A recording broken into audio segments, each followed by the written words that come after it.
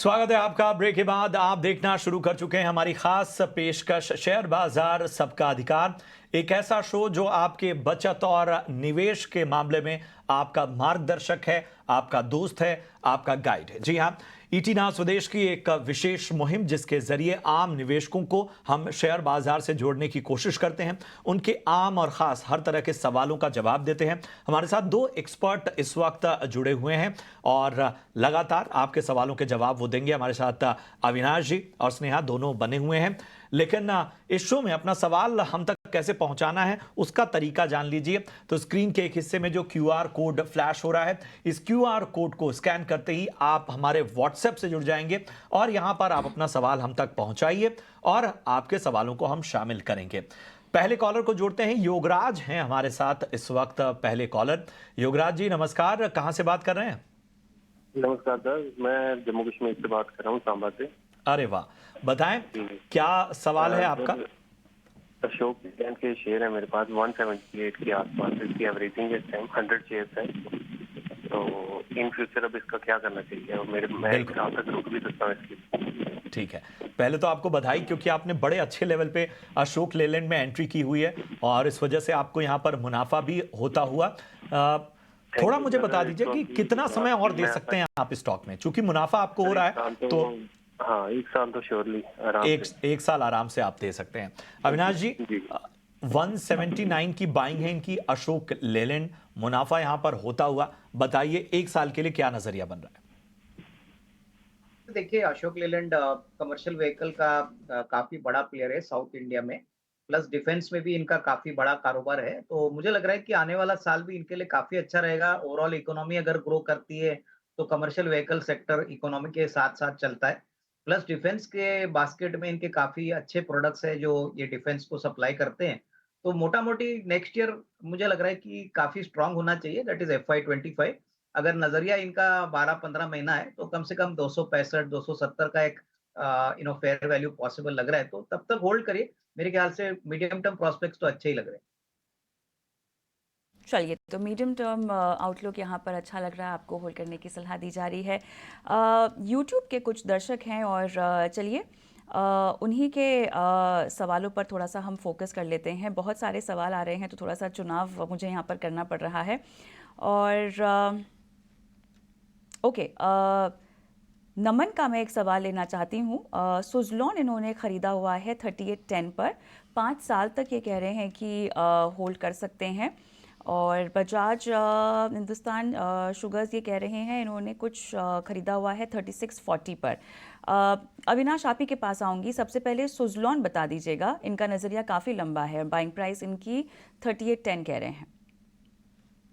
मेरे ख्याल से देखिए 5 साल का व्यू सुज़लॉन पे देना थोड़ा डिफिकल्ट रहेगा, बट अदरवाइज मुझे लगता है कि विंड एनर्जी मार्केट अभी बहुत समय के बाद अभी फ्लरिश हो रहा है। गवर्नमेंट सेक्टर भी यहाँ पे उसको पुश कर रही है, तो अच्छे इंसेंटिव्स आने वाले बजट में भी आने की पॉसिबिलिटी रहेगी। प्लस सुज़लॉन की ऑर्डर बुक काफी अच्छी है। मेरे ख्याल से यहाँ पे अगर ये 12 से 18 महीने का व्यू लेके काम करते हैं तो 75 का एक नियर टर्म का टारगेट बन सकता है। बट ऊपरी लेवल पे मैं यही कहूंगा कि सेलिंग प्रेशर भी आ सकता है, क्योंकि कंपनी का इक्विटी बेस भी काफी बढ़ चुका है। तो मेरे ख्याल से छोटे-छोटे प्राइस अपसाइड से थोड़ा प्रॉफिट बुक कर लीजिए। ऑलरेडी ये प्राइस प्रॉफिट में ऑलरेडी है, तो अराउंड 70-75 का फेयर वैल्यू अगर बनता है अगले 12 से 15 महीने में, तो यहाँ पे डेफिनेटली थोड़ा सा प्रॉफिट बुक कर। अविनाश, एक और है इनका, बजाज हिंदुस्तान भी बोल रहे हैं 3640 है इनकी बाइंग प्राइस यहाँ पर। देखिए, बजाज हिंदुस्तान में भी मुझे लग रहा है कि ये काफी ऊपरी लेवल पे एंटर कर चुके हैं। ये शेयर मुझे याद है 8-9 रुपया चलता था, अभी काफी एक्शन में है, क्योंकि अभी एथेनॉल और शुगर की कैपेसिटी ये बढ़ा रहे हैं। मेरे ख्याल से देखिए यूपी में काफी बड़े प्लेयर है। नियर टर्म में तो डेफिनेटली 50-52 का रेट पॉसिबल लग रहा है। लेकिन यहाँ पे मैं यही कहूंगा कि अगर 50-52 होता है तो थोड़ा सा मुनाफा वसूल कर ले, थोड़ा सा प्रॉफिट निकालिए और बैलेंस क्वांटिटी होल्ड कर। ठीक है, तो बजाज हिंदुस्तान में आपको ये रणनीति अपनानी होगी अविनाश जी की राय में। बढ़ते हैं आगे। अगले जो हमारे दर्शक हैं इन्होंने व्हाट्सएप के जरिए अपना सवाल हम तक पहुंचाया है। इनका नाम है मोहम्मद मुकीम और इनके दो स्टॉक पे सवाल हैं। पहला स्टॉक है ट्राइडेंट, जो इन्होंने 32 रुपए के स्तर पे इसमें एंट्री की हुई है। दूसरा स्टॉक है ईज माई ट्रिप, जो कि ₹42.5 के आसपास इन्होंने ईज माई ट्रिप को खरीदा है। दोनों स्टॉक में इस वक्त इनको फायदा होता हुआ। स्नेहा जी, मैं आपके पास आना चाहूंगा। ट्राइडेंट ₹32 के भाव पे, ईज माई ड्रिप ₹42.5 के भाव पे, बताइए क्या राय होगी? प्रशांत जी, अगर आप ट्राइडेंट देखें, ये काउंटर थोड़ा सा यहाँ पे हमें एक अच्छा मूव देखने को मिला है। एक अच्छा बेस फॉर्मेशन हो गया अराउंड 35-34 के जोन के आसपास। तो मेरा मानना है करके कि यहाँ पे थोड़ी सी प्रॉफिट टेकिंग हाई लेवल से दिखी है, बट प्रिसाइसली जो 20 डेमा है ऑन द डेली चार्ट उसको रिस्पेक्ट कर रहा है ये काउंटर, और सारे ही इंपॉर्टेंट मूविंग एवरेज के ऊपर थोड़ा सा ट्रेड कर रहा है। तो मुझे लग रहा है करके इसमें मोमेंटम कंटिन्यू हो सकता है। अपसाइड का जो लेवल आपको वॉच करना है वो 42 का रहेगा। 42-43 के ऊपर जाता है काउंटर तो इसमें एक अच्छी मोमेंटम मिलेगी। स्टॉप लॉस आपको यहाँ पे 36 के आसपास लगाना है।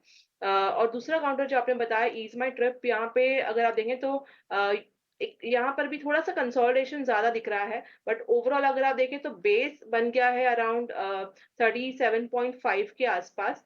तो आई वुड से करके किसी के अगर लॉन्ग है तो जब तक 37 को रिस्पेक्ट करा तो कोई दिक्कत की बात नहीं है। अपसाइड में जो लेवल वॉच करना रहेगा दैट विल बी 47.5, 48 क्रॉस करने के बाद ही इसमें एक मोमेंटम आ जाएगा, नहीं तो चांसेस ये ज्यादा है कि थोड़ा कंसोलिडेट ही करे। तो दोनों ही स्टॉक पे ये सलाह आपको बने रहने की दी जा रही है। दत्ता रे साहब मेरे साथ फोन लाइन पे हैं। दत्ता जी नमस्कार, गुड मॉर्निंग, स्वागत है आपका शेयर बाजार सबका अधिकार में। बताइएगा कहाँ से बोल रहे हैं और क्या सवाल है? रे साहब आवाज आ रही है आपको मेरी? हाँ आ रही है मैडम। मेरे पास है ना SBI बैंक के शेयर है, 50 क्वांटिटी है जी। 577 में लिया था मैडम 6 महीने पहले। ओके, अभी इसको होल्ड करना है या मैं लॉन्ग टर्म के लिए देख रहा हुआ था। अभी कुछ न्यूज आ रहा था कि 20% डाउन हो जाएगा SBI बैंक। चलिए, तो आपने यहाँ पे नजरिया अपना लंबा रखा हुआ है और आपकी बाइंग प्राइस वाकई काफी उम्दा है 557। अविनाश जैसे कि जी, और कुछ पूछना चाहते हैं? नहीं मैडम, एक ही सवाल है। चलिए ठीक है, आपको सलाह दिलवाते हैं। अविनाश, चर्चा में जैसे कि हमने शुरुआत में निजी क्षेत्र के बैंकों की बात की है, SBI कुछ सत्र से हम देख रहे हैं कि निफ्टी बैंक में पार्टिसिपेट नहीं करता हुआ दिखाई दे रहा है। इनकी बाइंग लेवल्स बहुत बढ़िया है। इन निवेश का नज़रिया है तो इस तरह के काउंटर्स पोर्टफोलियो में आप रख सकते हैं, लेकिन फिलहाल नियर टर्म आउटलुक और साथ ही 1 साल तक अगर रुकना हो तो आप क्या सुझाएंगे? आई थिंक कविता इनको होल्ड करना चाहिए। देखिए SBI सबसे बड़ी सरकारी बैंक है और मैं ये भी कहना चाहूंगा कि देखिए सरकारी बैंक्स भी प्राइवेट सेक्टर बैंक्स के जैसे अच्छा रिस्क रिवॉर्ड आपको आने वाले 12 से 15 महीने में दे सकते हैं, क्योंकि इन बैंकों ने बहुत अच्छा काम एसेट क्वालिटी पे किया है, डिसबर्समेंट भी काफी स्ट्रांग है और इकोनॉमी अगर 7% के ऊपर ग्रो करती है तो इसका फायदा बैंकिंग सेक्टर को जरूर मिलेगा। रही बात SBI को, तो देखिए SBI स्टैंड अलोन बिजनेस तो चल रही है, लेकिन उनके सारे जो दूसरे बिजनेसेस है जैसे कि इंश्योरेंस है, एसेट मैनेजमेंट कंपनी है, क्रेडिट कार्ड्स की कंपनी है, बहुत ही अच्छी तरह से काम हो रहा है। तो मुझे लग रहा है कि इनको कोई फिक्र करने वाली बात नहीं होनी चाहिए। लॉन्ग टर्म नजरिया रखिए। मेरे ख्याल से अगले साल 1.5 साल की अगर ये बात करते हैं तो ये कंफर्टेबली 4 फिगर में जाने की भी पॉसिबिलिटी यहाँ रखता है। पर तो यहाँ आपको रुकने की ही सलाह दी जा रही है झटपट। दरअसल RBI गवर्नर साहब global conference on financial resilience पर फिलहाल बातचीत कर रहे हैं। हम सीधा वहीं का एक रुख कर लेते हैं। There are advantages in having all these functions in one organization. There are counter arguments to it also. I'm not going into the details of the counter arguments. Maybe a different matrix in another country can work better. I mean, it is for them to take a call on their their country situations, because circumstances, the overall environment, and so many other factors vary from country to country. Each country has to choose its own method. But in our experience, I think having all this vested in the Indian Central Bank, that is the Reserve Bank of India, has been of immense use. So that is one point which I would like to highlight. And I mentioned that there has been debate that has supervision fallen behind the crisis. So, but again, as Dr. Ravi Mishra pointed out, and as you would be discussing perhaps in one or two of the subsequent sessions, we started this entire exercise of trying to be as proactive as possible. I cannot afford to say that we are smelling a crisis on every occasion, but it is our endeavor to smell a crisis, because we can make best effort, on best effort basis, it is our endeavor, and it is at the forefront, it's at the, forefront of our agenda, it's at the back of our mind all the time to see if something is building up either at the systemic level or in an individual institution, in an individual organization. And today, in today's world, given the complexities that we have, a stress can originate from multiple sources. It can originate from certain factors within an organization, within a bank, or within a financial entity, or within a NBFC, that is a non-banking financial company, that's a non-banking lender. It can originate because of certain deficiencies within the organization. It can तो आप सुन रहे थे RBI governor Shaktikanta Das को, जो कि एक global conference जो कि फाइनेंशियल रिजिलियंस पर है वहां पर बातचीत कर रहे थे। चलिए बढ़ते हैं आगे। केमिकल शेयरों में आज अच्छी तेजी देखने को मिल रही है। क्या हैं इसके ट्रिगर्स? हमारे सहयोगी शरद दुबे जुड़ चुके हैं हमारे साथ। शरद, बताएं जरा, आखिर केमिकल में ये जो रफ्तार है उसकी क्या फैक्टर्स हैं? जी बिल्कुल, केमिकल स्टॉक्स और एग्रो केमिकल स्टॉक्स या फर्टिलाइजर, तीनों ही स्टॉक्स में अच्छे पॉजिटिव रिएक्शंस देखने मिल रहे हैं। दिन के ट्रेड में डोमेस्टिक डिमांड जो है, ओवरऑल एनवायरनमेंट फेवरेबल हो गई एग्रो केमिकल के लिए भी और जो इंटरमीडिएट मैन्युफैक्चरर्स हैं उनके लिए भी, क्योंकि डिस्क्रिशनरी कंजम्पशन बढ़ रहा है। और इंटरेस्टिंगली मैं बताऊं, एफएमसीजी और डिस्क्रिशनरी पैक में यहाँ पे डिमांड देखने मिल रही है। फेवरेबल मानसून का एक्सपेक्टेशन है और जो चैनल इन्वेंट्री होती है वो लोअर लेवल्स पे देखने मिल रहे हैं। और याद रखिए, जो चाइना की मैन्युफैक्चरिंग है वो भी पिकअप करी है, तो ओवरऑल भारत के जो डोमेस्टिक केमिकल इंडस्ट्री उनके लिए भी ये बेनिफिट होता है। और अभी अब खबर भी चल रही है कि रेट कट देखने मिल सकती है फर्टिलाइजर्स के, तो जीएसटी के ऑनगोइंग मीटिंग के साथ। हाल ही में नुवामा के केमिकल्स के एक पोस्ट कॉन्फ्रेंस हुई थी, जहाँ पे इंपॉर्टेंट बात सामने आती है। सबसे पहला कि डोमेस्टिक एग्री में जो है रिवाइवल की बेनिफिट आएगी। एफएमसीजी, ऑटो और एंड यूज़र इंडस्ट्रीज़ में डिमांड में अच्छी पकड़ आई है। और जो प्लेयर्स जो कैटर करते हैं एफएमसीजी को, वो इंक्लूड करते हैं Galaxy surfactants, fine Organics, Rosari biotech और यशो इंडस्ट्रीज़। यहाँ पे लाइकली बेनिफिट इनके स्टॉक्स में देखने मिल सकता है। वही कमोडिटी केमिकल्स की बात करें, Tata chemical, PCBL, Lakshmi Organics, ये तीन कंपनीज़ जो है कॉन्फिडेंट है कि अपनी मार्जिन्स को होल्ड कर सकते हैं। और जीएफएल यहाँ पे एक सीक्वेंशियल रिकवरी दिखाने को देखने मिल रही है इनके डिमांड को लेके। और आज जेफरीज का भी रिपोर्ट आया था, पीआई इंडस्ट्रीज़ का, मेंटेन बाय रखा है लेकिन टारगेट प्राइस बढ़ा दिया है 4630 से 4750 तक। और आगे जाते हुए एक्सपेक्ट कर रहे हैं कि जो एक्सपोर्ट्स है मई के महीने में वो भी 20% भागा ईयर ऑन ईयर बेसिस पे। तो ओवरऑल बुलिश नज़रिया आ रहा है लार्जली केमिकल प्लेयर्स और एग्रो केमिकल प्लेयर्स को लेके। और कुछ वैल्यूएशंस हैं उनके बारे में मैं ज़रूर बताऊंगा आपको, जहां पे पीआई इंडस्ट्रीज़ जो है 33 टाइम्स अपने फॉरवर्ड पी पे चल रहा है। और थोड़ी गिरावट यूपीएल और शारदा क्रॉपकम में देख रही है, 15 से लेके 22 गुना के पी पे।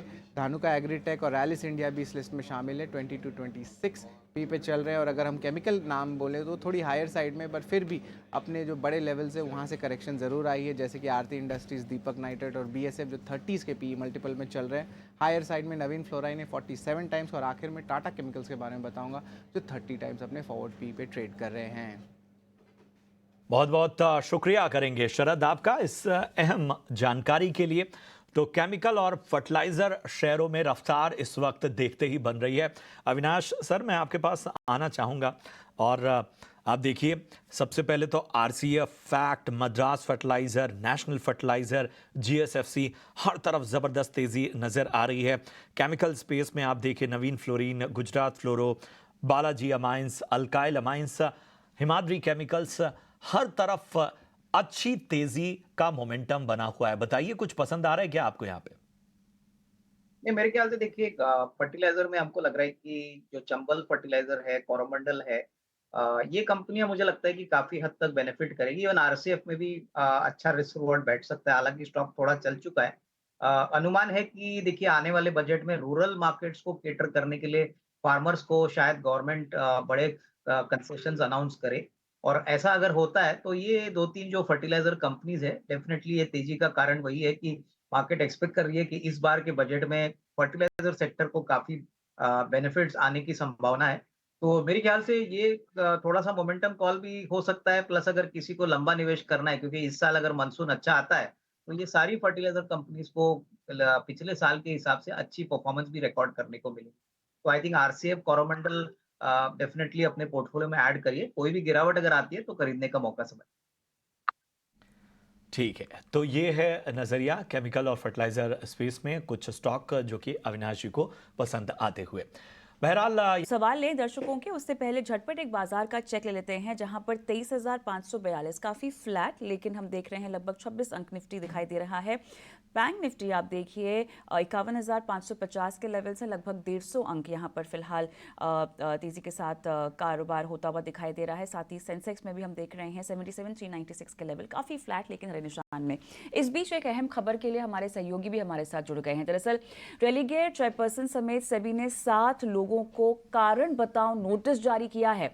अब 4 दिनों के अंदर सेबी ने नोटिस का जवाब भी यहां पर मांग लिया है। आखिर नोटिस में क्या कुछ बातें सामने निकल कर आई हैं, तमाम डिटेल्स हमारे सहयोगी अंकुर मिश्रा देने के लिए जुड़ गए हैं हमारे साथ। अंकुर बताएं क्या है इस खबर की मुख्य बातें। जी हाँ, सबसे ज़रूरी ये है कि अब रेगुलेटरी एक्शन शुरू हो गया है। रेगुलेटर ने साफ साफ कहा है कि जो रेलीगेयर है वो अब बाकी जो 3 रेगुलेटर्स हैं, यानी कि reserve bank of India, IRDAI और साथ में सेबी, इन सब से ओपन ऑफर को कंप्लीट करने का प्रोसेस शुरू करे, मतलब इनसे अप्रूवल मांगे। जो ये प्रोसेस ये होता है कि जब कोई भी कंपनी 26% से ज़्यादा अधिग्रहण करती है तो सेबी नियमों के तहत ओपन ऑफर लाना पड़ता है। ऐसा ही बर्मन्स के साथ हुआ, चूंकि उनका जो स्टेक था वो 5% से ज़्यादा पिछले साल इंक्रीज हुआ, तो जाहिर सी बात है उनको जो रेगुलेटरी अप्रूवल्स के तहत ये ओपन ऑफर ट्रिगर हो गया और बाद में रेलीगेयर को मंजूरी लेनी थी बाकी सारे रेगुलेटर्स से। लेकिन रेलीगेयर का कहना ये था कि जो बर्मन्स हैं वो fit and proper criteria meet नहीं करते हैं, इसलिए उन्हें रेगुलेटर के पास नहीं जाना चाहिए। क्योंकि दोनों ही पक्षों में लगातार इस बारे में बयान आते रहे और फाइनली पिछले महीने एक लेटर भी लिखा गया सेबी को कि क्यों वो फिट एंड प्रॉपर क्राइटेरिया को जो है वो पूरा नहीं करते हैं बर्मन्स, और इसलिए वो ओपन ऑफर के लिए एप्लीकेशन नहीं देना चाहते हैं। लेकिन अभी फाइनली यहाँ पे रेगुलेटर ने इसका जवाब ये दिया है कि अगर ये कुछ तय करना है कि फिट एंड प्रॉपर जो बर्मन्स हैं वो मीट नहीं करते हैं, वो रेगुलेटर का काम है। आप एप्लीकेशन दीजिए और उसके बाद रेगुलेटर इस पे डिसीजन लेगा कि कोई भी कैंडिडेट फिट एंड प्रॉपर है या नहीं। तो अभी तो यही आदेश मिला है सेबी की तरफ से, ये इंटरिम ऑर्डर है कि 14 दिन के भीतर आप इन आदेश का पालन करिए। आप चाहें तो इस पे जवाब भी दे सकते हैं और इन पर्सन हियरिंग भी हो सकती है 18 जुलाई को, अगर कोई भी ये जो रिस्पॉन्डेंट्स हैं वो चाहते हैं। तो यहाँ पर सुनवाई भी हो सकती है 18 जुलाई के आसपास। शुक्रिया अंकुर तमाम डिटेल्स हमें देने के लिए। एक जल्दी से हम चेक ले लेंगे। अविनाश जी आप ही के पास आऊँगी। RBI ये जो सख्ती है रेगुलेटर की आपको कितनी बड़ी लग रही है रेलीगेयर के लिए, जिन्होंने शायद ये मूव को ब्लॉक करने की भी कोशिश की थी? मेरे ख्याल से देखिए ये ओपन ऑफर अगर आता है तो डेफिनेटली अच्छी बात है, क्योंकि जो बाकी पब्लिक शेयर होल्डर्स है उनको एक फेयर जवाब मिलेगा। तो मेरे ख्याल से देखिए अभी तो स्टॉक में कोई बड़ा नेगेटिव सरप्राइज तो नहीं, बट मेरे ख्याल से ओपन ऑफर अगर होता है तो कौन से प्राइस पे होगा, क्या that is going to be very crucial. अगर थोड़ा सा प्रीमियम पे होता है तो डेफिनेटली मार्केट इसको अच्छी तरह से वेलकम करेगी। तो ये मेरे ख्याल से थोड़ा सा वेट एंड वॉच वाला मामला है, बट डेफिनेटली आई थिंक ये मैटर आम निवेशकों के लिए काफी पॉजिटिव है और उसलिए आई थिंक डेफिनेटली ये जो डिसीजन है I think markets definitely medium to long term में वेलकम करें। ठीक है, तो ये नज़रिया रेलीगेयर पे अविनाश जी की तरफ से आता हुआ। बढ़ते आगे, हमारे अगले जो दर्शक हैं इन्होंने व्हाट्सएप के जरिए अपना सवाल हम तक पहुंचाया है और सवाल इनका पारस डिफेंस पे है। 1420 की इनकी बाइंग है और स्टॉक हम देख रहे हैं कि इनकी बाइंग प्राइस से ऊपर इस वक्त कारोबार करता हुआ। स्नेहा जी 1420 की बाइंग है इनकी, बताइए पारस डिफेंस में क्या करना चाहिए? डिफेंस अगर सेक्टर को देखें तो उसमें पारस डिफेंस हमेशा से आप तमाम जो एक्सपर्ट्स हैं उनकी पसंद रहा है। 1420 की इनकी बाइंग लेवल से आप कहां देख रही हैं? अगर आप काउंटर देखें तो इस मैंने काफी स्ट्रॉन्ग अपमूव आई है, नियरली 60% तो ये काउंटर ऊपर है। और अगर आप इसका ओवरऑल चार्ट स्ट्रक्चर देखें तो जिस तरह के वॉल्यूम बेस्ड बाइंग देखने को मिला है वो इंटरेस्टिंग है। तो आई वुड से करके कि किसी के अगर लॉन्ग्स है तो थोड़ा सा प्रॉफिट बुक करने का भी सोचें। ऐसा नहीं कि आप एकदम, क्योंकि जिस तरह की मूव आई है उसके बाद थोड़ा सा कंसोलिडेशन और प्रॉफिट टेकिंग के चांसेस ज्यादा है। तो आई वुड सजेस्ट कि किसी के अगर लॉन्ग्स हैं तो प्रॉफिट बुक करने की सलाह होगी। ये है रणनीति पारस डिफेंस पे इस वक्त स्नेहा जी की तरफ से मिलती हुई। बहरहाल हमें इतना ही समय हम दे पाएंगे आपके सवालों को। बहुत से सवाल मैं जानता हूं कि छूट गए होंगे, लेकिन उन सवालों को भी आगे हम शोज़ में शामिल करेंगे। तो अपने सवाल हम तक भेजते रहिए। शेयर बाज़ार सबका अधिकार में हमारी कोशिश ये होती है कि आपके ज़्यादा से ज़्यादा सवालों को शामिल करें। फिलहाल स्नेहा जी और अविनाश जी, आप दोनों का बहुत बहुत धन्यवाद चर्चा में जुड़ने के लिए और हमारे आम निवेशकों का मार्गदर्शन करने के लिए। चलिए, इसी के साथ मुझे और मेरी सहयोगी कविता थपलियाल को आप इजाज़त दीजिए। ईटी नाउ स्वदेश पर मार्केट का एक्शन, तमाम अहम खबरें सभी जारी रहेंगी। कमोडिटी का एक्शन भी आगे जारी रहेगा। आप बने रहिए हमारे साथ।